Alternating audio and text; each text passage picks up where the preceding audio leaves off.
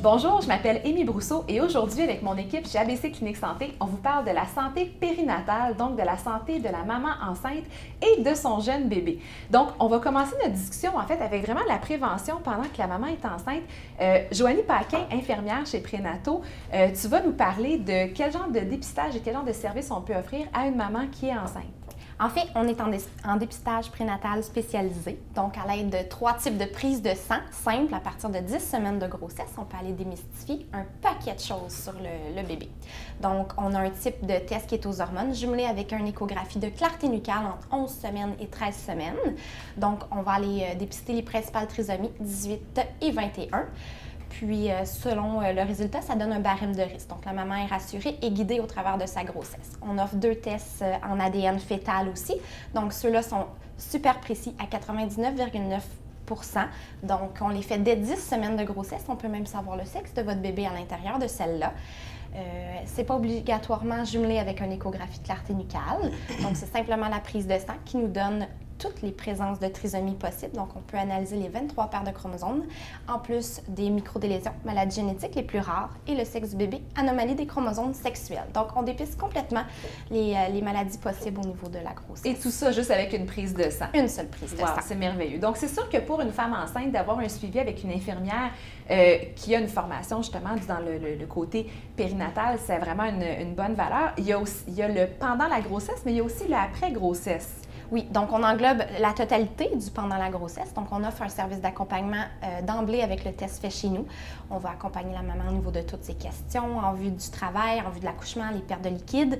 Donc, on est un service qui fait les prises de sang de ses routines durant la grossesse.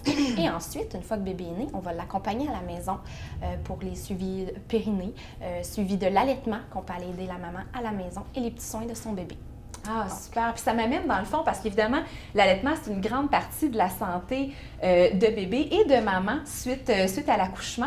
Donc, on va aborder le sujet de l'allaitement ensemble. Donc, allons du côté de la nutrition avec Emmanuelle Dumoulin, nutritionniste. Tu vas nous parler un peu de l'aspect nutritionnel en lien avec l'allaitement. Oui, absolument. Donc, on sait finalement que d'un point de vue nutritionnel, l'allaitement, c'est vraiment le moyen idéal pour offrir aux nourrissons tous les nutriments qu'il a besoin pour finalement optimiser son développement. Donc, l'OMS, qui est l'Organisation mondiale de la santé, nous recommande, dans le fond, recommande à tous les mamans l'allaitement exclusif, donc jusqu'à 6 mois de vie, et optimalement jusqu'à 2 ans ou plus. Donc, c'est vraiment la recommandation qu'on a de l'OMS pour essayer de bien encadrer les mamans. Donc, comme Joanie a dit, on accompagne les mamans. Donc, l'encadrement des mamans est vraiment là, hyper important. Et soit dit en passant aussi, dans tout ce qui est prénatal, donc autant le papa que la maman doit être bien outillé pour favoriser ensuite un allaitement qui va être finalement le plus optimal possible. Donc, nombreux sont les bienfaits de l'allaitement, vraiment, et plus il est durable, donc plus il est long, plus il s'extensionne, plus grands en sont les bienfaits. Donc, on parle finalement qu'il va favoriser le développement optimal du nourrisson, il va protéger le nourrisson contre les maladies infectieuses, contre les maladies chroniques, il va favoriser la santé et le bien-être de la maman. On va parler de la maman également dans quelques minutes au niveau alimentaire également. C'est sécuritaire, c'est économique, c'est toujours accessible et puis va aider finalement au maintien des réserves de fer de la maman de par le retard finalement des menstruations. Là, évidemment, c'est un peu flexible, là, mais normalement, là, un retour généralement tardif des menstruations. Donc, comme je disais tantôt, la durée de l'allaitement va finalement influencer les effets. Donc, plus c'est long, plus c'est bénéfique. Et puis, pour les mamans, quand on allaite, il faut vraiment optimiser l'hydratation. Donc, s'assurer de boire continuellement durant la journée. Les besoins hydriques de la maman sont élevés. Donc, il faut boire constamment. Toujours avoir la bouteille d'eau, surtout la nuit, là, sous la main, finalement. Et de manger des collations aux besoins. Parce que les besoins, finalement, les apports, les besoins caloriques de la maman sont plus élevés au niveau de l'allaitement, quand l'allaitement débute, que dans le dernier trimestre de la grossesse. Donc, c'est important de manger constamment.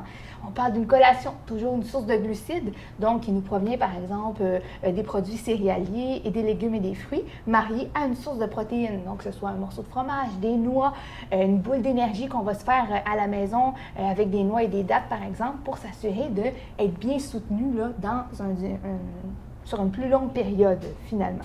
Donc, n'oubliez pas, si vous faites l'allaitement exclusif, on ajoute la vitamine D à chaque jour. Donc ça, c'est hyper important. Et puis, n'oubliez jamais que la poursuite de l'allaitement est bénéfique une fois que bébé a commencé à manger. Donc, une fois que les solides sont introduits, on continue l'allaitement. Et puis, dans le fond, les besoins, dans le fond, le lait maternel va fournir encore une quantité importante là, des besoins énergétiques du bébé. Donc, on n'arrête pas tant que c'est possible pour la maman et le bébé. Les bienfaits sont très importants. Ah, voilà. Super intéressant, merci beaucoup. Et puis, évidemment, dans l'allaitement, des fois, ça va très bien et des fois, il y a des choses qui sont un petit peu plus difficiles.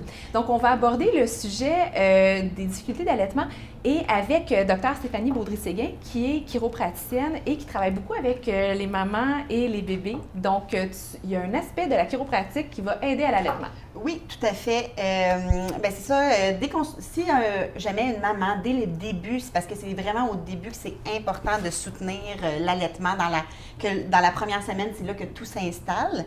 C'est là que la maman peut rencontrer le plus de difficultés par rapport à son allaitement. Donc, c'est là qu'on peut retrouver des petits problèmes. De manière différente. Donc, la maman peut avoir des douleurs, des gerçures au niveau des mamelons, qui est peut-être un signe que bébé ne prend pas si bien le sein, de la perte aussi, des difficultés de production, souvent causées par justement le bébé qui ne stimule pas assez le sein pour produire une bonne quantité lactée. Donc, tout ça peut être des choses qu'on pourrait évaluer en chiropratique. Donc, ça serait un examen vraiment global du bébé. On regarderait s'il a des tensions au niveau de la bouche, au niveau de la mâchoire, s'il y a des tensions au niveau du cou. On sait, on entend souvent parler de torticolis congénitale du nouveau-né, qui ferait qu'un bébé est moins capable de tourner sa tête d'un côté comme de l'autre. Donc, il pourrait avoir de la difficulté de la prise par rapport à un sein, tandis que l'autre irait super bien. Donc, ça, c'est des petits signes qui pourraient nous dire que une évaluation chiropratique pourrait être intéressante. Donc, on traiterait ça, nous, les tensions à ces niveaux-là. Puis, donc... Comment on traite ça, ces tensions-là, sur un bébé, sur un nouveau-né? Oui, bien sûr. Donc, premièrement, comme je disais, c'est l'évaluation complète. L'évaluation aussi des réflexes du nouveau-né qui sont reliés à l'allaitement. Si le bébé est bien capable de se tourner vers le sein, s'il est capable de téter comme il faut, le mouvement de sa langue et tout ça. Donc, on évalue tout ça. Puis, en douceur, on traite le bébé, on fait des petites manipulations. On peut aussi venir, c'est ça, doucement libérer les tensions au niveau de sa mâchoire, au niveau de son menton et au niveau de son cou avec des légers massages et des légères manipulations. On s'entend qu'on travaille du bout des doigts là, avec un bébé. Là, on n'est pas dans des manipulations chiropratiques classiques. Tout à fait, c'est tout en douceur. Et il ne faut aussi pas oublier l'ergonomie de la maman. C'est important que la maman se centre bien dans son allaitement. Donc, on veut penser aux positions d'allaitement, aux postures que la maman peut prendre. Donc, de toutes les connaître, déjà là, de savoir l'éventail de positions d'allaitement va être bénéfique pour la maman. Donc, nous savons, on a la madone inversée, allaiter couché la nuit peut sauver bien des allaitements. Et aussi la position physiologique. Faut vraiment trouver qu'est-ce qui est bon pour la mère et le bébé ensemble, qu'on appelle la dyade maman-bébé, parce que ça ne veut pas dire que quelque chose qui marche pour un couple maman-bébé va peut-être pas marcher pour l'autre. Donc, il faut vraiment trouver qu'est-ce qui est bon pour nous-mêmes. Aussi, des fois, les coussins d'allaitement peuvent être utilisés. Donc, on met un coussin pour vraiment que le bébé soit à la hauteur du sein. Des fois, ça en prend plus qu'un. Donc, on peut vraiment venir élever. Et une position que j'adore, la position physiologique, parce qu'elle est très ergonomique pour la mère. C'est une position qui est à 45 degrés environ, donc semi-assis, semi-couché. On a les épaules bien appuyées, la tête aussi qui est bien appuyée. Le bébé est en oblique sur la maman. Comme ça, la maman a juste besoin de soutenir légèrement le bébé, tandis que c'est le bébé qui fait le travail de venir boire au sein. Donc, c'est quelque chose qui peut éviter beaucoup de tensions au niveau de la mère. Par contre, si quand même la maman se retrouve avec des tensions au niveau du cou, au niveau des épaules et au niveau du haut du dos, bien, c'est des choses qu'on peut travailler en chiropratique de manière efficace. Évidemment, évidemment. Puis le Oui. fait aussi d'avoir toujours un bébé dans les bras, par la force des choses, au-delà oui. de l'allaitement, des fois, il y a des petites tensions qui peuvent arriver, hein, comme Oh jeune oui. maman. Tout à fait. Avoir le bébé dans les bras, la coquer toujours. Donc, c'est des choses, c'est des tensions qu'on voit souvent et qu'on peut traiter en chiropratique. Absolument. Bien, merci beaucoup, mesdames. Donc, comme vous voyez, évidemment, c'est un sujet qui est très, très large, hein, la santé périnatale, l'allaitement. On aurait pu faire 1 heure sur le sujet. Évidemment, si vous avez des questions, des situations avec lesquelles vous avez des problématiques, vous savez maintenant un peu plus vers quel professionnel vous retournez. Donc, sur ça, on va vous souhaiter une excellente journée.